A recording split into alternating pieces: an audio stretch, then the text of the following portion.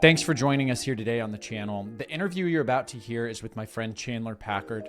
He's got a lot of experience implementing tech in businesses since 2013. There's a few topics we go over that are a little more operational and business owner minded, but even if you're just here to learn about AI, this is going to be a really good resource for you to start to have some examples of how we approach these discussions and the ideas that we go through to understand how to implement AI in any kind of process, whether it's business or not. So we go over why knowledge is so important to codify and document in a way that AI can understand. We also talk about some of the limitations of AI. I hope you enjoy the interview. We're going into it now. Glad to have you on. I'm here today, everybody, with Chandler Packard.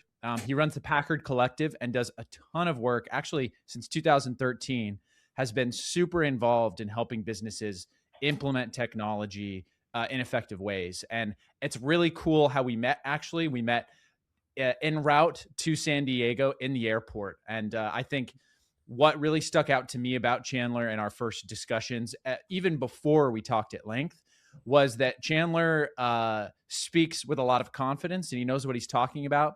He's not the type of person to speak to something that he doesn't know about. So you can really trust what Chandler's going to say here and the perspective he brings. And that's why I'm very excited to have him on here. So Chandler, we were just talking a little bit about AI and technology and the experience you've had over the last 8 or so years actually using this technology, even before the chat GPTs and the LLMs came out. So where I want to start is in your experience and with what you've been seeing, what are the limitations of AI and all the similar technology right now? What are you seeing? Yeah. So it may seem a little cliche, but I would say people are still the limitations.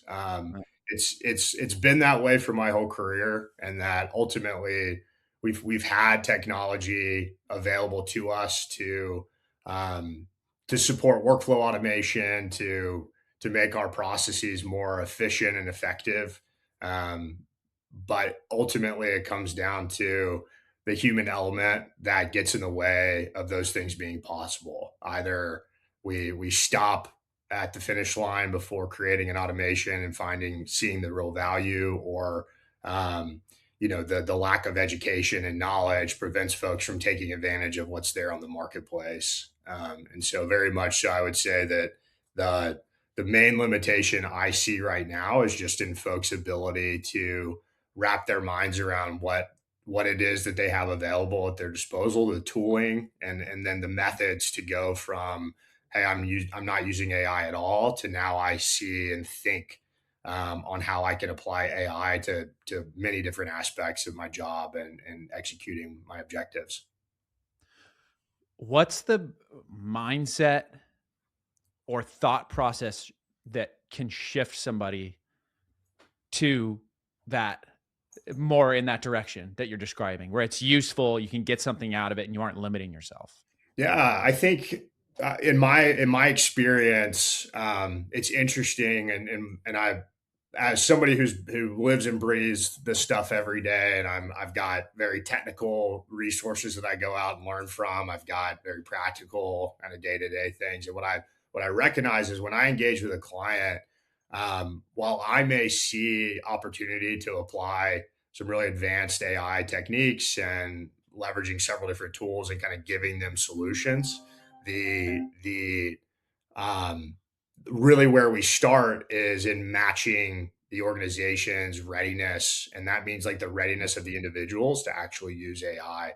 And so, a very practical step one that I apply with all my clients is start using an LLM. It doesn't matter which one, just start using an LLM. And most of the organizations, we go ahead and set them up on the very base, business license level for any of those. And I provide them with general understanding of prompting just to get them started. You find quickly that working with AI and just getting your feet wet in the tooling via an AI or an LLM chat experience is really a good place to start understanding and gaining a new set of muscles into how to work with and speak to AI. Although it's human language, it's a new way to kind of craft our thoughts and take what's in your mind and apply that to a conversation. So, very much just get started is the first step. And then I don't think you can put enough emphasis on the need to educate. And there are tons of resources out there that will help kind of get you a better understanding of what's out there, how to use AI in your day to day life, and within the business context as well. So that would be my advice on that front. So you heard it. Get familiar with LLMs. Start using it, just for fun or just for work. Experiment with it. Right. And that's going to be, I mean, the hardest part of anything is starting, right? And that's what I experienced when I first started engaging with AI. And AI, by the way, has existed before LLMs, right? Right. In various forms. This is just an LLM like a ChatGPT or a Claude, or a Gemini is now just the most accessible way, because you're right, it's with language. Yeah. Most people can just type a message or ask a question. So that's why it feels so revolutionary all of the sudden. But you've seen this kind of technology, like you said, automations, workflows, things like that, for years and years before the Chat GPT Right. revolution and everything else came along. So give us a little bit of a history on yourself. How Yeah. did you start in this kind of work? Where did you start? How did you end up where you are now? Yeah, that's a great question. So, I studied supply chain management in college, which was purely done just because they had a really high job employment rate coming out of school. The placement rate, I think it. I was just talking to a friend about it over the weekend. I stepped into a talk early days in my college career, and they said, supply chain was going to have a 95% placement rate. So jumped in there, and I quickly recognized that the way that you think about supply chains is very much transferable to the way we think about like information supply chains. So the same way that you have nodes and points of value creation and passing goods and services back and forth along a supply chain is very much the same way that information flows within a business and inside and outside of business, and that business systems are really in place to take inputs, perform some sort of process on them, and then pass that as outputs to the next step in the process. Some of those steps may be to a different system, some of them may be to a human, some of them may be a physical activity that gets done. Other times it's a behind the scenes automation that's firing. And so I started my career with a really good basis for understanding how information flows with an organization, and found myself taking on roles that required I look at an existing business, identify the process that we're trying to accomplish, and then look at the available technology and methods we could apply to improve whatever it is we're trying to accomplish. And that same method and same approach has never gone away in my career. Mm. I started out working for a large consumer product manufacturing company where we were developing. We had this program that had a lot of data going back and forth. A lot of it was just being sent over email or spreadsheets or even faxed at the time. And we built a system to track all that data. So it gave Mm. the ability to track that data, manage from that data, and we saw massive efficiency gains in that. I moved into the insurance space where we had thousands of field service adjusters who were managing their day to day on notebook and pen and paper. Had no idea the SLAs that our carrier partners required of them, and so I created what we called a KPI insights tool that helped Mm. them navigate their day to day and direct the activity. As somebody who's been working in the world of data forever, I've always carried the mantra of like we need to work with actionable intelligence. Data is only good if it's driving a behavior, if it's driving an activity. And that's where in the world of BI, I really quit BI because BI to me was an end of the road type of endeavor where you What's would, BI? sorry, business intelligence. Okay, all So, right, yeah. so 12 years ago, it was all about let's make better decisions with our data, and nobody had the mechanisms to do so. So you hired folks like me who were Excel jockeys who could wrangle all that data together and present this really pretty, fancy dashboard. But the reality is, those dashboards would sit in board meetings and executive conversations, and people would say, "Oh, the number looks good; it's up and to the right." But then when it got down to the operations of the business, nobody was actually taking action on this really valuable data in real time. Mm. It was all lagging indicators. It was all looking back in the past. And so I saw an opportunity and really committed to myself that it's not just about getting the data and presenting it in a really clean way. It's actually, how do you take that data and drive the next value added activity in that supply chain, that information chain, the process of your business. And kind of taking that forward, I got into the CRM and go to market tech space kind of by happenstance over the last 7 years. And at that point, I really saw the value in helping an organization take advantage of advanced technology, really within the realm of workflow automation. And we were leveraging machine learning and other type of algorithmic approaches to unstructured data, but ultimately, it was all to serve a workflow automation that drove efficiency into the business and allowed you to accomplish the objectives you were going after, without a ton of heroic effort behind the scenes. And fast forward to today, it's very much the same thing. It may be a good time to kind of pause a bit and say, for businesses to get AI right, really what you're looking at is you have the AI brain, which is the LLM. You also have the automation layer, which is how do I connect all these pieces together to actually have a repeatable process that I can trust every time. It's not, we don't just drop LLM, prompts here and there throughout the process. We really think about how do we build a system to make this work every time. And so that system, from an architectural standpoint, means I've got a lot of data about my company, both structured and unstructured. That's my knowledge base. That's just the meat, the blood of who I am as an organization. I then have a workflow automation tool that manages the flow of everything and is dictating what's coming in and out and when and where. And then now we have AI. So now I'm layering in an LLM. So certain points within that process, that workflow, now take advantage of AI to do more advanced things that the human used to do before. So that's analyzing information, culling information, transforming information and insights, creating new, doing massive research, doing what have you, anything that an AI can do. Now I can supplant that as a node within a workflow to see great, really strong returns on processes where before we required a lot of heroic human effort. Your experience is really fascinating to me. And I want to point out something you said kind of at the beginning and tie it into what you just stated. We talked about the limitations of AI being right now in the humans that use it.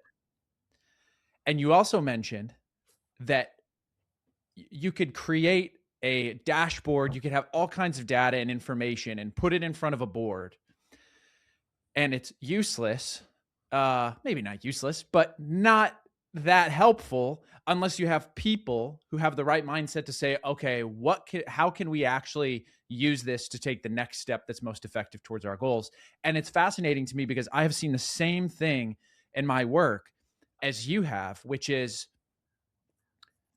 the same problems that have held back businesses for hundreds of years are the same things that are holding them back now. Yeah. We just have different tools to handle those problems and those challenges. Right. And if you're unwilling or unable to see the information in a way that spurs change and action, then everything's going to stay the same. So right. You mentioned workflows, right? And I'm sure some people listening to this are going to be able to visualize a workflow, but I want you to imagine just a train track, right? And it has different stations and you're trying to get information or just information from one station to the next. and Mhm. you make stops on these stations on the way. And you've always had this, right? We can automatically send an email here. We can automatically send something to a spreadsheet here and have it pull from this and that and that. But now you have this AI, this magical thing that's come in, and you can plug it in to existing processes and have it gain insights and really act with that information in a way that's independent of you and that follows your directions.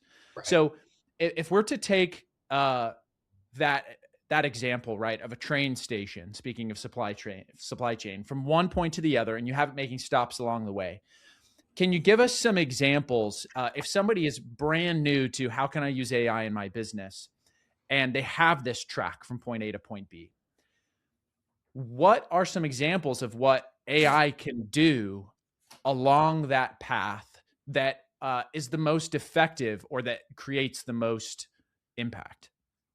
Yeah, that's a great question, and I think it's important to pause a little for a second and say that, and one of the limitations is that a lot of folks know that they have a train track that they're on, know that that train Mhm. runs every month, but they have no clue how fast that train goes, why the train goes at that speed, the direction that train's meant to be headed, because a lot of that's just been in our own institutional knowledge, tribal knowledge, what have you. Mm, It's in mm, people's heads, right?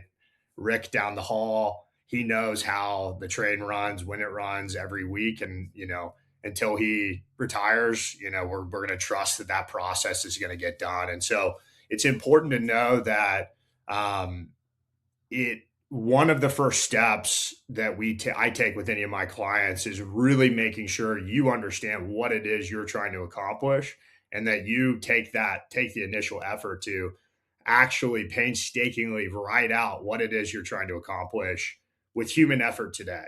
So it's important to say, like, that's step one. At that point, then we can start looking at the different stops that that train makes to identify, hey, can we introduce really tried and true, what I would say, like, principles of AI to see enhancements. And so, to back to answering your question, um, I think that a few areas I've seen really rise up is one is in providing context. So if you think about, and I've said context a few times, but think about the idea that I need to write an email to a client, or I'll use a better example. I want to prepare for a client conversation. Right now, that process may look like me going into my CRM, going into my platform, going into my previous meeting notes, and looking and understanding, okay, what am I trying to do today with this client, or to remind me of the context of who I'm speaking to, etc. In the past, that took a lot of effort, a couple hours of prep time the day before the meeting. Now I can have AI go cull through and hand it that context, and it can provide me with a summary to prepare me for this conversation with a client. So think about it as an assistant you send off to go say, "Hey, give me some context around what we've been doing with this client, and then bring me back a summary so that I feel prepared when I go to engage with a particular client." Right? So think about it. So, like, meeting prep is a really great example. Another is post meeting. So I just had a conversation with a client. Hopefully, we're if we're not yet, we're recording that conversation, and I'm able to take that transcript and process the information from that conversation in a way that prevents me from having to spend all my, or at least some of my, brain power during that conversation on taking really detailed notes. Now, mm. I may be old school. I'm still taking notes during these calls because I want to make sure that I understand exactly, and I still think that's best practice in a lot of ways. But that's another example. A third that's a little bit, I guess, disjointed from kind of the meeting, like, prep example, might be like document creation. So one of the things in my career that I've done, both as a consultant, as both externally and internally at organizations, is at some point I have to get my ideas and all these notes kind of culled together in a way that I can present it cleanly to a client or a customer. And I've really leaned on AI to help organize my thoughts in a really clean way so that that information that may feel all disjointed is now in a form, in a deck, in a document, in a memo that's really clean, organized, and gets the point across really quickly. That type of work, that synthesizing of that information used to take me a really long time. And I'm somebody as a natural creative. I'm a painter by hobby. It's my like non-digital outlet to go, stretch my brain in different non-screen based ways.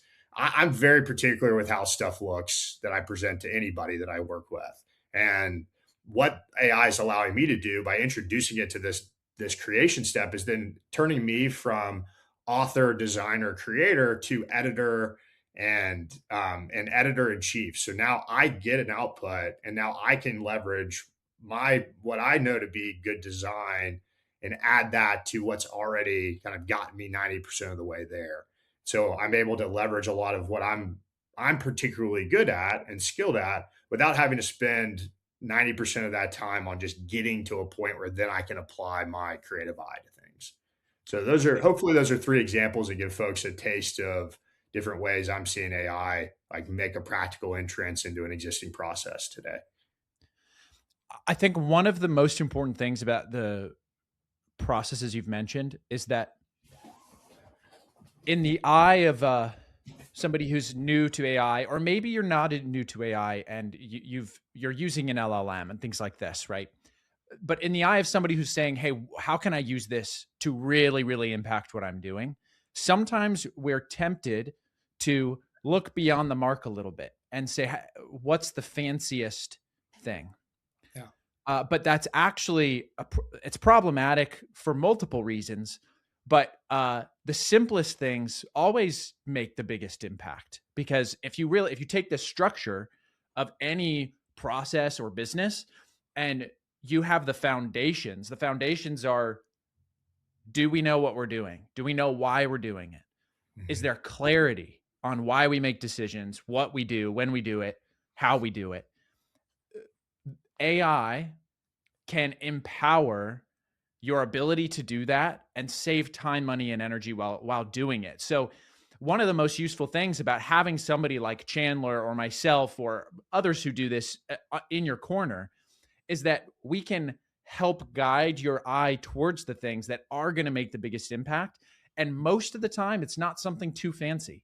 Most of the time, any of the fancy stuff or the stuff going on in the background is handled by Chandler, right? You're seeing the other nodes and all of the little things. But at the end of the day, the business owner or the operator or the person in this role trying to have an impact on what they do is just going to see the biggest, most fundamental things. Am I the most prepared that I can be for this meeting? Do I Mhm. have clarity on this next decision I'm making? Do I know what needs to change so that when my train gets to the next station, uh, I've lowered my costs, increased my revenue, whatever it is. Yeah. So it's a great perspective you have there. And it brings us to another topic that we've discussed before, which is knowledge and context Mhm. for a business. So tell us about why knowledge about a business and of their processes and everything is so important, and how AI impacts that. Yeah. Great point. So I don't want to spend too much time on kind of a lesson of like what AI is, but it is important to understand that AI is only as good as the information you give it. And it is very good at filling in the gaps when you don't give it information. Um, but in a business context, it is really what we are ultimately building or building towards are predictable, surefire processes that when that train leaves the station, I know it's headed to the next station with the right information, the right goods and services, and I can trust that every single time it's going to run the same way. Context is our superpower to make sure that the AI has the right information, the basis, the the directions, what have you, to accomplish that thing well every single time. Without the context, it's going to try and create that on its own. It's going to infer that from its trained model. And so, what context allows us to do is to say, yes, let's say, like, yes, I'm a recruiting firm doing, I'm doing traditional recruiting. My business model, AI to be a recruiting business model. It has depth to understand that. But who I am as a specific business is I'm a boutique offering that has specific language that I use in my process and specific steps that I've introduced to add value. I have a specific market that I'm going after and a market that I don't go after. All of this context really starts to give the AI the ability to produce results that look and feel like a human that you've trained and had on your staff for years is able to produce. And so it's really, and context plays a lot of different roles throughout any given AI driven process, in that there's context about your business. There are specific variables, which I would call context, that are like real time in that given moment, or interaction that changes over time. That's not necessarily like fundamental about you as a business, but all of this information ultimately is what, in the process of executing a workflow with AI in the mix, it looks to that context to then do its job more effectively and more consistently. Um, and so that's that. So context really becomes a key piece. And now the reality is most of us don't have that today, or at least not in a way that really supports the introduction of AI to our process. Right? We have bits and pieces of this. It's scattered across your SharePoint or your Google Drive, or heaven forbid, your own your own personal drive on your computer.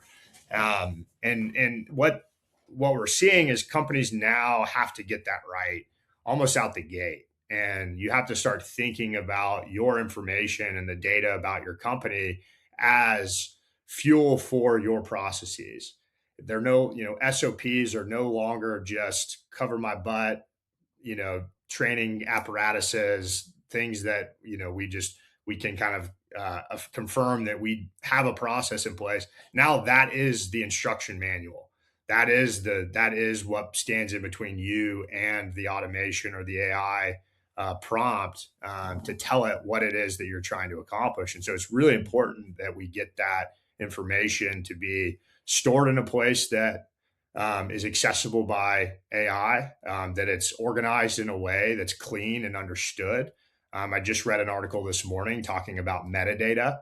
That's the idea of like naming your files something that's smart and makes sense.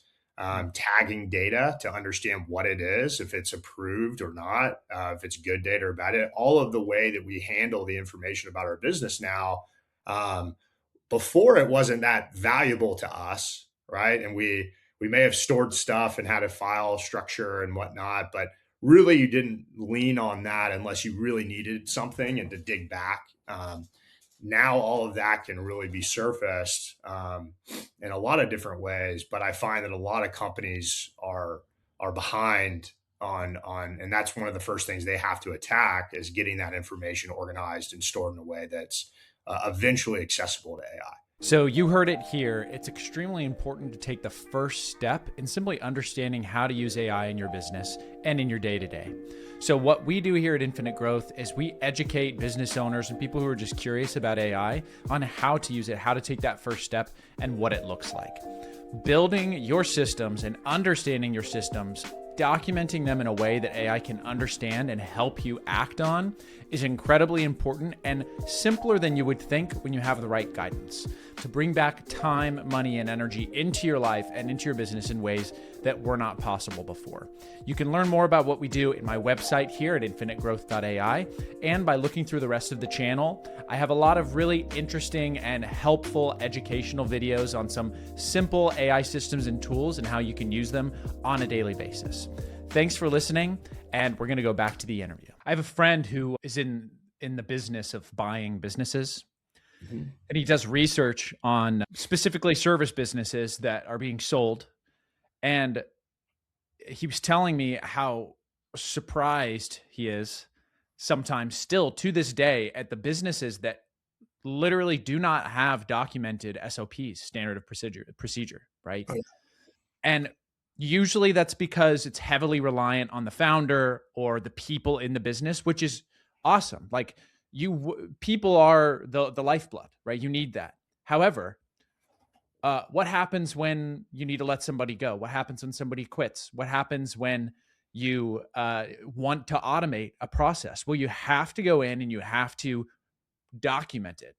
mhm. And if you've used an LLM at all, and even if you're going to start, just a basic example of how this can be problematic is if you go in and you want to generate an image, or you want to ask a question about a document you uploaded or something online, you can get information from LLMs that is incorrect, or that isn't complete, or that is like a little bit off, right? And that's okay if you're just chatting with an LLM, but Yeah. it's not okay if you're producing something that needs to be correct and is on that train track per se, and you need what leaves this station to be right, to be correct, to do the right thing.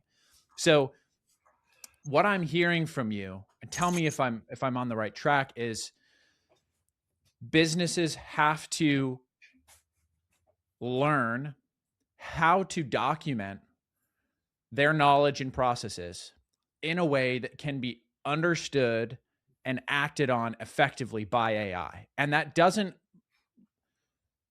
requires some skills and some thinking that you probably haven't had to do before. Am I on the right track?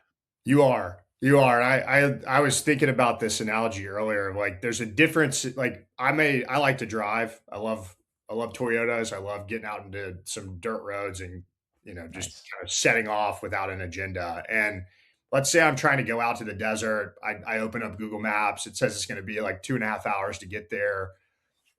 I don't really care that it takes me 2.5 hours or 4.5 hours to get there because I'm just going for a drive. I don't care. Now, the other example is I'm leaving my house and I've got a doctor's appointment, or I have I know I need to get downtown to San Diego by a certain time. I have to then, when I set off on that endeavor, I have to know that the Google Maps is accurate, that it's going to take me 30 minutes, because then I'm planning on when to leave and I have to get there in time. And what I'm alluding to is that in our personal lives, we can use AI and accept answers that aren't necessarily all there or accurate or perfect. But in a business context, you have to have systems that are repeatable. Like I spoke to at the beginning, you have to have systems that you can trust are going to give you the same results or damn near close every single time. And that takes systems thinking. And that's really why companies hire folks like us, is that we're helping them not just reimagine their business, but reimagine the way they think about the information, the context of their business, how that plays into their workflows they're trying to accomplish, and all of that working in concert with itself to produce the ROI we're expecting out of this. And one last piece on that is, like, in the past, in my experience, the trade-off between getting a SaaS application to be optimized and then a human filling the gaps was pretty nominal. It's pretty immaterial, meaning if as long as my system did 75% of the way the stuff, I can get by with bad data. I can get by with a human having to step in and do some things. And what's changing now is that the ROI on getting AI into your business and producing and taking on this work is like, the productivity gains are so much higher than sitting on your hands and not taking action on it, that's the incentive to get folks to actually get the rest of this right. That Mm. before it was easy to write it off, and so we had systems that were misconfigured or configured just enough to get the job done, and we just cared about the results of the company. Now you're going to start seeing your competitors who take advantage of AI leapfrogging other organizations because they're able to do so much more.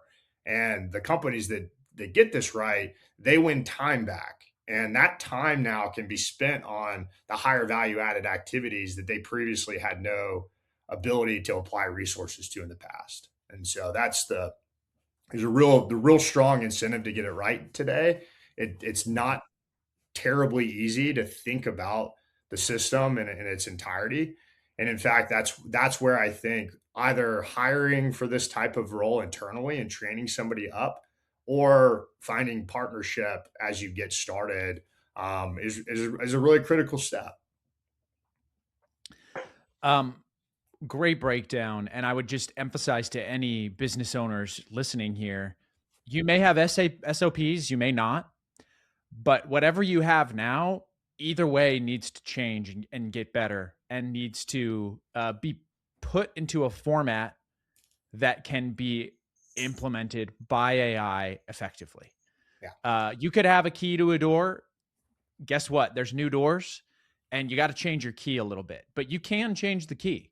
And it's an extremely valuable thing to have somebody like Chandler who can see what needs to be changed on the key to help you open the door. That's the whole point, right? And one thing that I think a lot of people can relate to right now is there's so much information about AI out there. There's a lot of news. There's a lot of controversy. What is not being talked about with AI and these systems? What is maybe in the noise that we can help people pay more attention to actually start taking the next step? Yeah, I mean, it's hard to pinpoint the one thing to stop listening to, because I find in Mhm. my yeah, I mean, I listen and read on AI topics and news every day. Um, I think that folks need to understand that where we are right now with AI and the advancement of this technology, that if it were to stop advancing today, we would still have at least a decade's worth of activity to optimize ourselves with the existing level of models that exist today. That I think what's hard to hear, maybe to take this a different approach to what you're hearing, is that there are principles emerging within this technology space that are proven and that we can rely on. And that a lot of times what you hear in the marketplace, are debates and around the bleeding edge of this technology, or around the like kind of macro concerns, with it taking over the world. And I kind of have to separate my brain into two worlds, right? I'm either listening for like my own personal interest and just trying to kind of think about what the future might look like for my children. Um, Mhm. and I have to separate that from how is this actually translating and applying to a business context today? And I think that you have to understand and kind of think when you're listening to somebody talk about AI, and understand, like, are they debating kind of a cutting edge thing, or an idea or a theory, or are we talking about like really practical applications of this technology that impact me today? And I think pulling that and like seeding that out um, is really what the effort I try to go through. Um, I do. I think that the other piece I would just that I that's a principle that I work around, is that the technology piece of the equation is actually the easy part nowadays. And Mm. so a lot of folks, what I recognize is that a lot of companies are seeing a lot of new AI tools, shiny things come in the door, and they're getting marketed to about the latest and greatest thing to solve their problems. Um, and while some of those tools are certainly valuable, I find that to be a lot of noise, particularly for organizations that haven't solved their foundation yet.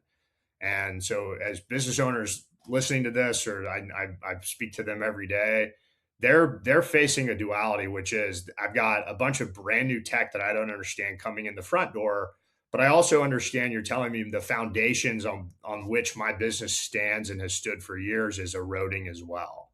Mm. And So recognizing that there's a lot of noise out there and a lot of new tooling, and that's where it's important to partner with folks that, in my opinion, aren't the ones screaming from the mountaintops on this is how you solve X, Y, or Z, or here's your silver bullet. It's the folks that have the scars from getting this right and wrong, the folks that Mhm. are practically working and helping organizations step their way towards it. I like the idea that folks in our seat are kind of shepherds of AI. We're helping organizations move in the right direction.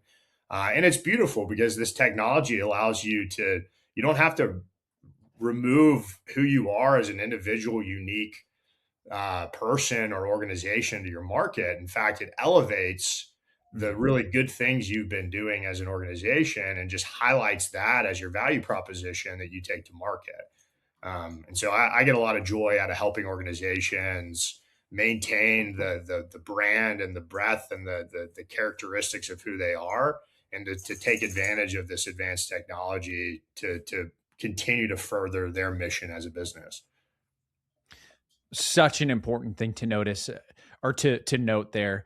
Um, just as it's always been, if your business or your endeavor is going to succeed at the highest level and be the most fulfilling to you and to your team, you need to stay true to who you are.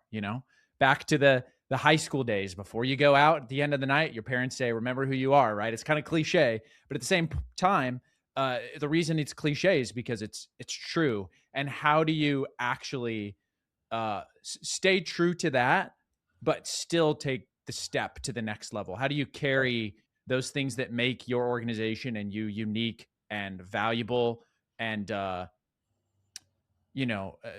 differentiates you from your competitors in a business sense? How do you take that to the next level and not get lost in that noise? Yeah. So I really appreciate you giving me an answer to that question. And to finish up, you've been in this game for long enough to have seen lots of changes. Are you surprised at how far things have come? And what do you think is next over the next 6 to 12 months? Yeah, that's a great question. I'm not surprised. Well, I mean, in a way, I think like all of us, I think we're surprised at how quickly this has caught on. I'm surprised that in almost every day I talk to, now granted, I'm talking about AI all the time, but friends that are very much removed from the bubble that I work in are using AI, are leveraging it in their own day to day. And so it's very much there, right? I mean, you see it from the numbers and the figures in terms of like daily users of these technologies. But I am, I guess, bearish on a bit is that folks shouldn't feel like they have to just like the everyone is evolving, that the tech, as the technology evolves, as the business landscapes evolves, it's going to be an evolution that runs at human speed. And despite how advanced the technology is getting, like I mentioned before, humans are the bottleneck. And on the flip side, I think that should encourage organizations to start taking action today and to understand that this is something that builds on itself. It's not this massive strategic project that you go set off and build this solution, and then it drops back in, and all of a sudden you're 10x more productive. It's an evolution, and it's meant to be that way. And so I do think that as we look into the future, I think we're going to see more companies start to take action on correcting the foundation, on getting that context right, on kind of getting like like accepting the fact that their employees are using AI, whether they have a policy and a system around it or not. And I think we're going to start seeing more organizations take the initial steps of going from doing nothing with AI to start seeing and at least asking the question, how might AI, make a difference in my organization? Um, Beautiful. and help me. I feel like I answered your question well, but is there any pieces of that that you want me to clarify or make sure I answered well? No, I think that's a great answer. And I'm really stoked that I got to talk to you about these topics. You brought a lot of perspective here. And one of the biggest things I've taken from it, and I would say just kind of a lesson overall, you don't have to reinvent the wheel because of AI. Um, just as now you see cars flying down the road that nobody could have imagined back when the wheel was created. Those cars still, they got wheels on them, right? The wheel is the same for all intents and purposes, but how it's built, what it's built of, and how it connects to the rest of the technology, the rest of the landscape, that has changed completely, of course, you know? So instead of feeling like you have to reinvent the wheel, just as Chandler said here, it's about taking action on the small first steps, and deciding to move into the future with confidence and gain the clarity. And it's with people like Chandler that you can do that. So tell us, Chandler, where people can find you and learn a little more about what you do. Yeah, the best thing is probably to reach out to me on LinkedIn. That's LinkedIn, Chandler Packard. You can search for me. You can also always shoot me an email. That's Chandler at packardco.com. Yeah, I look forward to chatting. I'm always an open book. I've got conversations that go on every week with different business owners and folks that are interested in getting into the space, either in, to carry careers like I'm pursuing, or that they have their own business and they're just trying to figure out where to start. I love having these conversations. It helps me understand the landscape a bit more and the problems folks are trying to chew on. And I think you said it best. I think ultimately it's just about being willing to take a step, and to realize that this technology is here, and to some degree it will make an impact on your business.